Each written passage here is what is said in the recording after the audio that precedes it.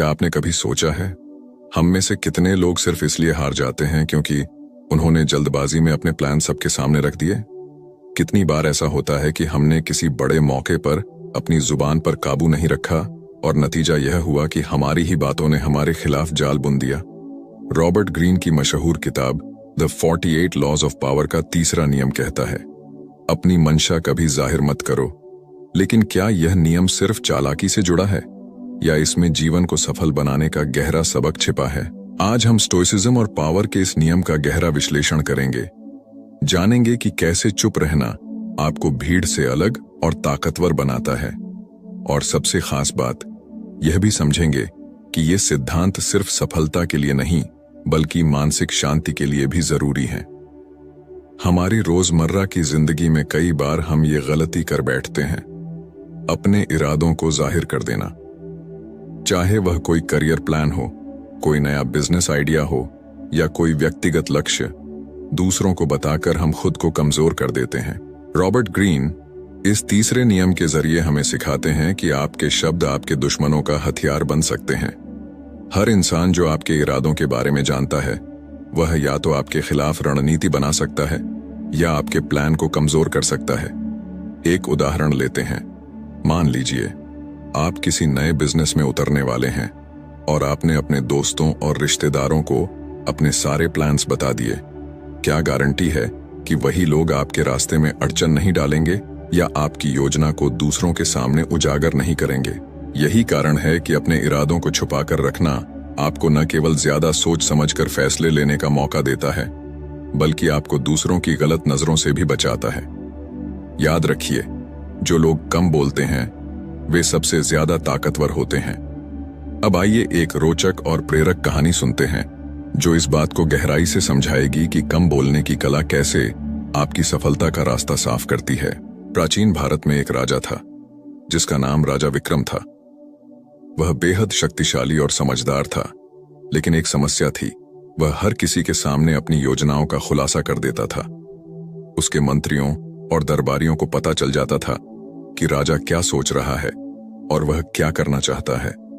यही कारण था कि कई बार राजा की योजनाएं विफल हो जाती थीं। एक दिन राजा को एक मशहूर साधु के बारे में पता चला जिसकी सलाह से कई राजा सफल हुए थे। राजा विक्रम ने साधु को बुलाने का निर्णय लिया। साधु महल में आए और राजा ने उनका गर्मजोशी से स्वागत किया।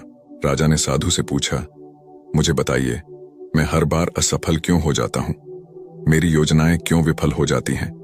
साधु ने मुस्कुराते हुए कहा, महाराज, इसका उत्तर मैं आपको एक शर्त पर दूंगा। राजा ने तुरंत सहमति जताई।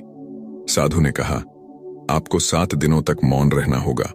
आप किसी से बात नहीं करेंगे, कोई आदेश नहीं देंगे और किसी के सामने अपनी भावनाएं या इरादे जाहिर नहीं करेंगे। राजा ने सोचा कि यह सरल है और उसने इस शर्त को मान लिया। 7 दिन बीत गए और राजा ने पूरे समय किसी से कुछ नहीं कहा। लेकिन इन 7 दिनों के दौरान राजा ने देखा कि जब वह चुप रहा तो उसके दरबारी और मंत्री परेशान हो गए।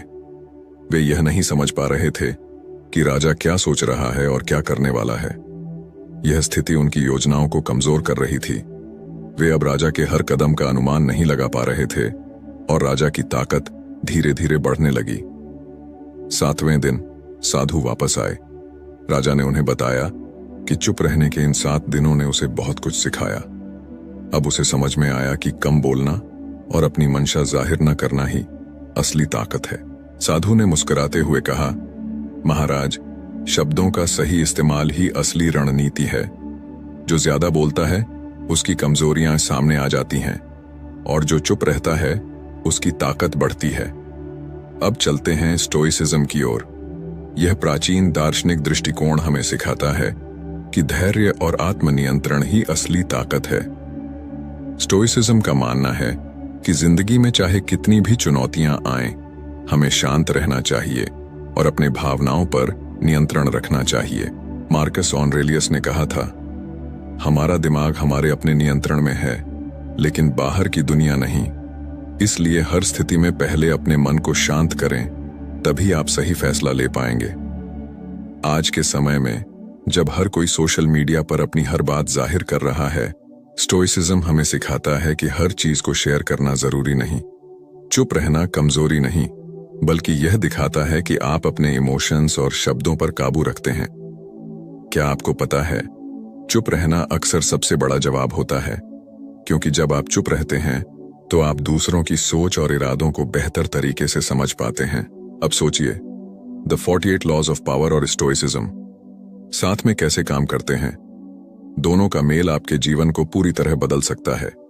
मान लीजिए आप किसी ऑफिस प्रोजेक्ट में शामिल हैं और सभी लोग अपने आइडियाज को जोर शोर से पेश कर रहे हैं। आप क्या करेंगे?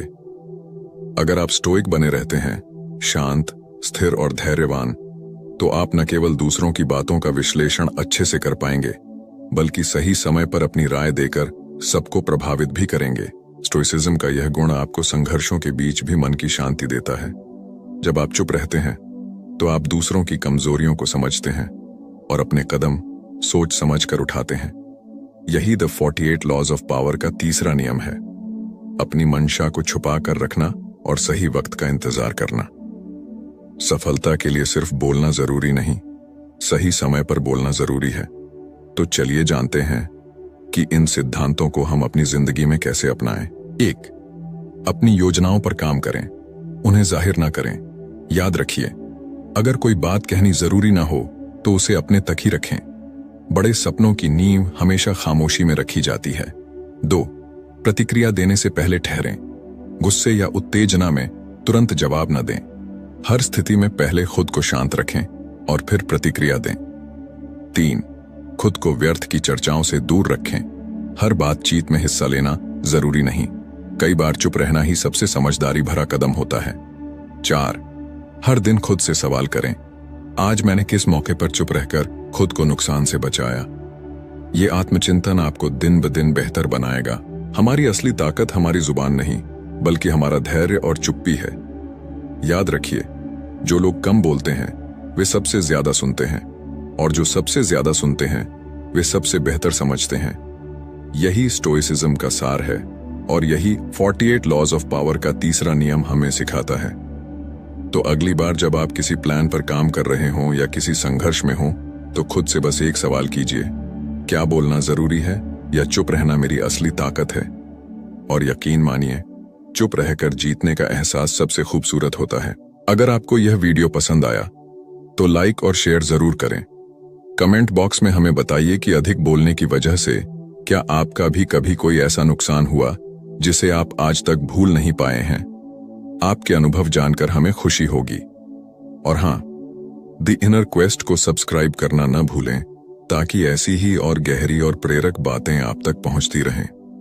बेल आइकन जरूर दबाएं ताकि कोई भी अपडेट मिस ना हो। धन्यवाद।